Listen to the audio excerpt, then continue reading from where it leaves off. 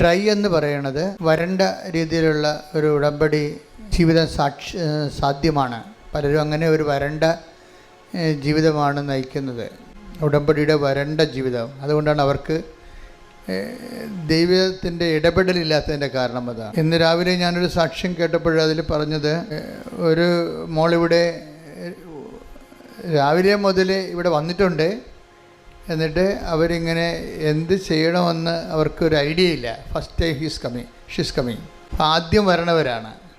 അപ്പോൾ അവർ ഉടമ്പടി എടുത്താലിത് പൂർത്തിയാക്കാൻ പറ്റുമോ എന്നൊക്കെ ഇങ്ങനെ കയ്യാലപ്പുറത്ത് തേങ്ങാ പോലെ ഇങ്ങനെ ആലോചിച്ചിരിക്കുമ്പോൾ ഉടമ്പടി എടുത്ത ഒരു കൊച്ചിനോട് പറഞ്ഞ്, കൊച്ചെ ഒന്ന് പറഞ്ഞു തരാമോ എന്താണ് ഉടമ്പടി എന്ന്. അവൾ പറഞ്ഞ്, അത് സിമ്പിളാണ്, രാവിലെ എഴുന്നേറ്റ് പ്രാർത്ഥിക്കണം, ഒരു പ്രത്യക്ഷ പ്രാർത്ഥനയുണ്ട്, വൈകുന്നേരം പ്രാർത്ഥിക്കണം, പിന്നെ ഉപവാസം. അപ്പോൾ പറഞ്ഞാൽ ഉപവാസം ഞാൻ ഉടമ്പടി ഇല്ലാതെ തന്നെ എടുക്കുന്നതാണ്. അപ്പോൾ അത്രയും സിമ്പിളാണല്ലേ. അതാണ് ഡ്രൈ ഉടമ്പടി എന്ന് പറയുന്നത്. ആ ഒരു ഉടമ്പടി എടുത്ത കക്ഷിയാണ്.